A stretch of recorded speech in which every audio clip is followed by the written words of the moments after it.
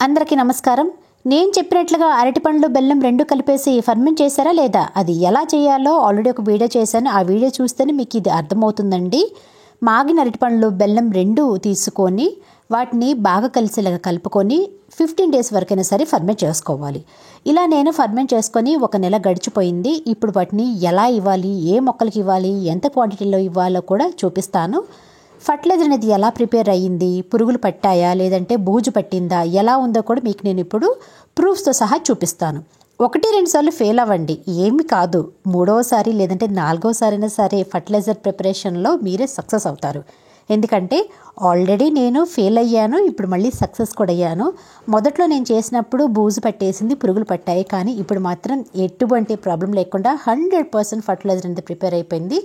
ఒక్కసారి చేసి పెట్టుకుంటే ఈ ఫర్టిలైజర్ అనేది చాలా రోజుల వరకు మనం వాడుకోవచ్చు. అయితే మీరు మొదటిసారికి ఈ ఫర్టిలైజర్ ప్రిపేర్ చేసుకోవాలనుకుంటే మాత్రం కొంచెం తక్కువ క్వాంటిటీలో ప్రిపేర్ చేసుకోండి. ఎందుకంటే ఒకవేళ ఫెయిల్ అయినా, అంటే బూజు పట్టినా లేదంటే పురుగులు వచ్చినా కూడా మనం బెల్లం డబ్బులు పెట్టి కొంటూ ఉంటాం కాబట్టి అవి వేస్ట్ అయ్యే ఛాన్సెస్ ఉంటుంది. కొంచెం చూసి జాగ్రత్తగా తక్కువ క్వాంటిటీలో ప్రిపేర్ చేసుకోండి. మీకు అలవాటైన తర్వాత కొంచెం ఎక్కువ క్వాంటిటీలో ప్రిపేర్ చేసుకొని స్టోర్ చేసుకోవచ్చు. ఇన్స్టెంట్గా మొక్కలకి అనేది ఇవ్వచ్చు. చాలా అంటే చాలా బాగా పనిచేస్తుంది అనమాట. ఇదిగోండి, నేను అలానే కలిపి పెట్టేసి దాదాపు 1 నెల వరకు అలానే పెట్టేశాను. అయితే రోజు ఒకసారి వీటిని కలపాలన్నమాట. అలా కలిపితేనే ఇలా చక్కగా ఫర్మెంట్ అవుతుంది. జాగ్రత్తగా గమనించండి, ఎటువంటి పురుగులు కూడా లేదు, ఎటువంటి బూజు కూడా పట్టలేదు. మనం తీసుకున్న క్వాంటిటీ అనేది పర్ఫెక్ట్గా సరిపోయింది. బెల్లం అనేది కొంచెం ఎక్కువగా తీసుకోండి, తక్కువ మాత్రం తీసుకోకండి. తక్కువ తీసుకుంటే నల్లగా బూజులకు పట్టేస్తుంది. ఒకవేళ ఏదైనా సరే పురుగులు వచ్చాయంటే లేదంటే బూజు పట్టిందంటే మాత్రం వాటిని వాడకూడదు, తీసుకెళ్ళి కంపోస్ట్ బిన్లో అనేది వేయండి. ఇలా మాగిన అరటిపండ్లు బెల్లం రెండు తీసుకొని ఫర్మెంట్ చేసుకునే ప్రాసెస్ని చౌహాన్ క్యూ మెథడ్ అంటారు. వీటిని ఫ్రూట్ ఫర్మెంటెడ్ జ్యూస్ అని కూడా అంటారనమాట.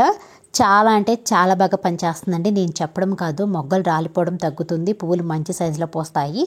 కూరగాయల పండ్ల మొక్కలకైతే ఎక్సలెంట్గా పనిచేస్తుంది. తప్పకుండా ఒకసారి ప్రిపేర్ చేసుకొని ఉంచుకోండి. ఎప్పుడు కావాలంటే అప్పుడు మన మొక్కలకి అనేది ఇవ్వచ్చు. అయితే ఈరోజు నేను ఈ ఫ్రూట్ ఫర్మెంటెడ్ జ్యూస్ని బియ్యం కడిగి నీళ్ళలో కలిపి ఇవ్వబోతున్నాను. ఈ గ్రీన్ కలర్లో ఉంది ఏంటంటారా, ప్యాకెట్లో ఉన్న పాచండి.